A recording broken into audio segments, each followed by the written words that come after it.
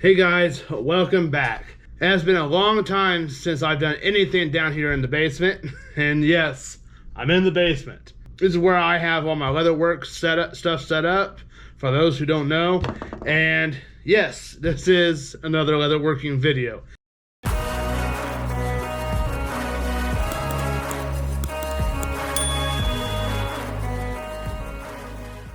I had started doing what we're getting ready to work on a while back. I had actually started doing this, I think, in a live. I don't remember. But things that went sideways, these are empty. No mag. And it is empty. Nothing in the chamber on both of them. So, see, YouTube, that's for you. So, going to be doing up, these are all going to be, both of these are going to be simple holsters.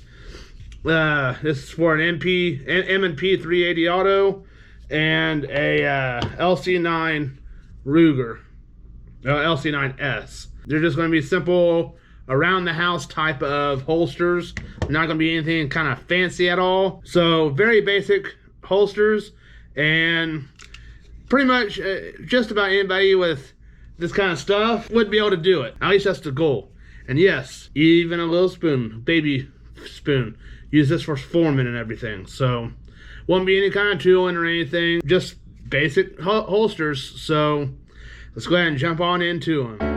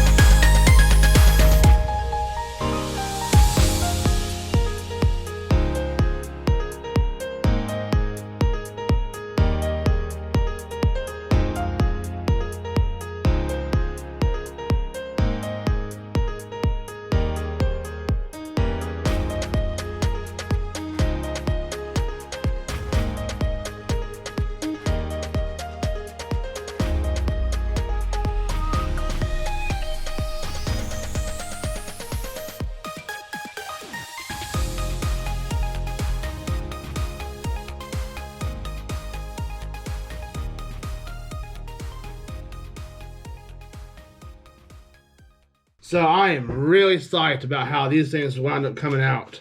So this one is my wife's. It just kind of clicks right on in. Yes, the leather clicks in like that. This is that combination of 1 part linseed oil, 4 parts paraffin wax. So it hardens up the leather pretty good and helps keep it stiff and should last a while. Worst case scenario, down the road, I might have to re-dip it and to harden it back up, but it does make it at least water resistant. So it pretty well, it'll take a little bit of breaking in, but shouldn't be that much of an issue because I did make these belt loops a little bit shorter than what I typically do for like knife sheaths. That way there's less up and down movement here on the belt itself. So like mine, it's literally just a play in my pants, but it comes out pretty good, goes in pretty good, even with my shirt. So it comes out pretty nice. I am fairly happy with them, and ready to use them. So I don't know how many of these I've actually made. I do know I've made 3 for sure, but at least 3 successful ones. These things are done. Basic holsters, very simple, very easy to make for the most part. The only catch is the water forming of it all. So doing the wraps like I did with mine is usually the easiest way to do it for a beginner, and doing it this way as well is pretty simple, but it's not really advanced. It's a step along the process of being able to learn how to do it like this, plus other different styles and whatnot. And I, of course, haven't learned how to do the stamping on here with it being formed, because every time I would do it beforehand and then wet form it, the stamping would always come out, I wouldn't say washed, but would come out deformed. Figuring out how to do that and keeping it from deformed is going to be a trick I still gotta learn. So it is what it is. I'm not terribly concerned. It's not on the top of my plate to learn how to do that yet, but I'm gonna figure it out whenever I feel like figuring it out. If you enjoyed what you watched, be sure to like and subscribe, guys, because I want to get these numbers bumped up, guys. So I do have more projects coming in the future, just not very much leather work anyways, at least in the future. So I do have plenty of woodworking stuff. If you want to go check that out, everything's got a playlist. So if you want to go to this channel site, check out the playlist I got. I don't know how many. Go check them out, and be sure to check out all the other links in the description, all the socials. They'll be linked down in the description.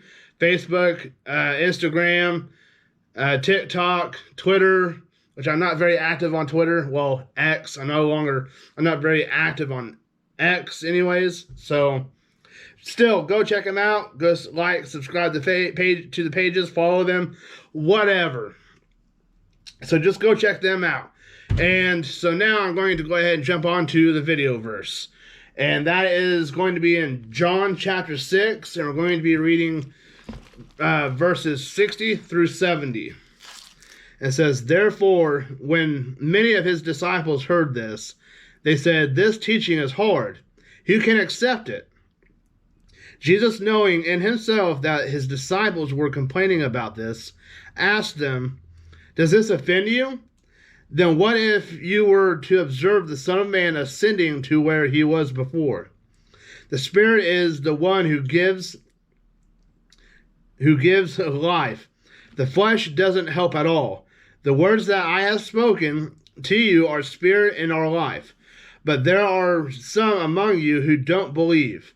For Jesus knew from the beginning those who did not believe and the one who would betray him. He said, 'This is why I told you that no one can come to me unless it is granted to him by the Father.'